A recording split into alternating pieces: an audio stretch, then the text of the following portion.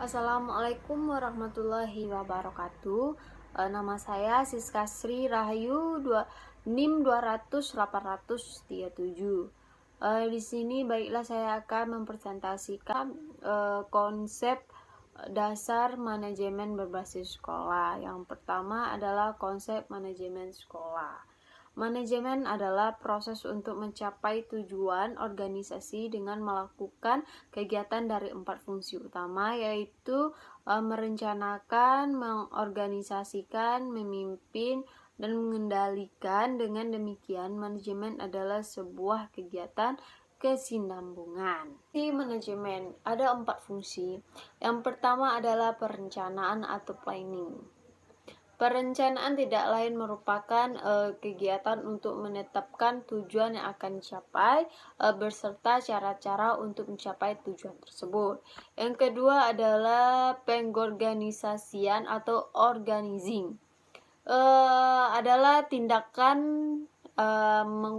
mengusahakan hubungan-hubungan melakukan yang efektif antara orang-orang sehingga mereka dapat bekerja sama secara efisien dan memperoleh kepuasan pribadi dalam melaksanakan tugas-tugas tersebut dalam kondisi lingkungan tertentu guna mencapai tujuan atau sasaran tersebut.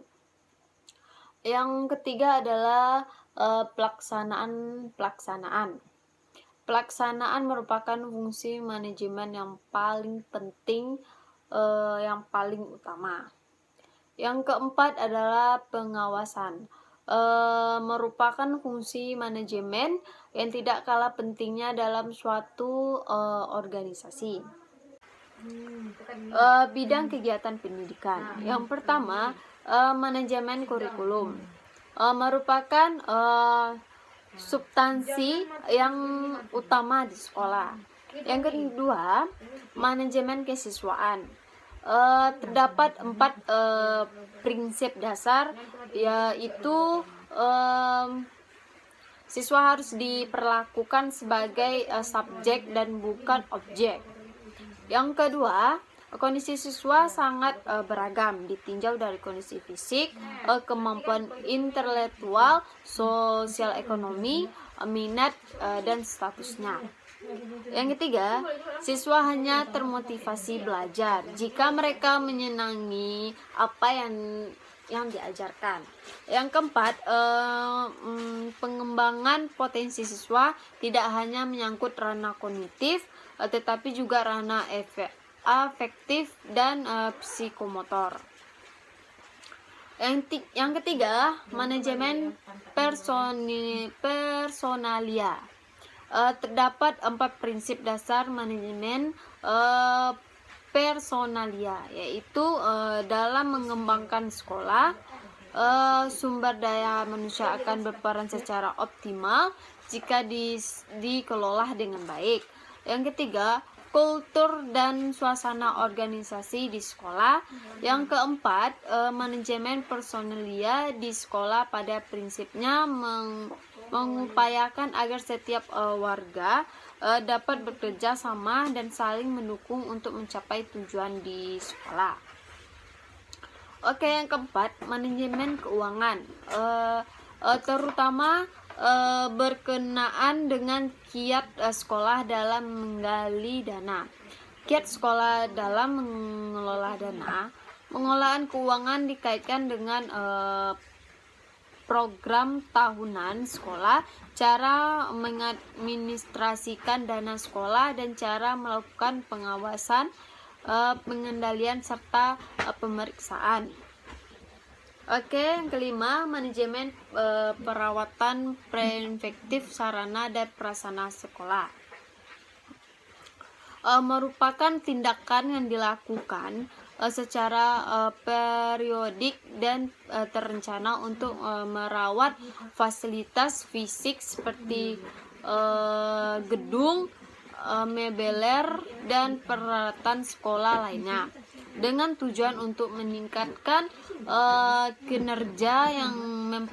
kinerja, memperpanjang usia pakai, menurunkan biaya yang perbaikan dan menetapkan biaya efektif perawatan sarana dan prasarana sekolah.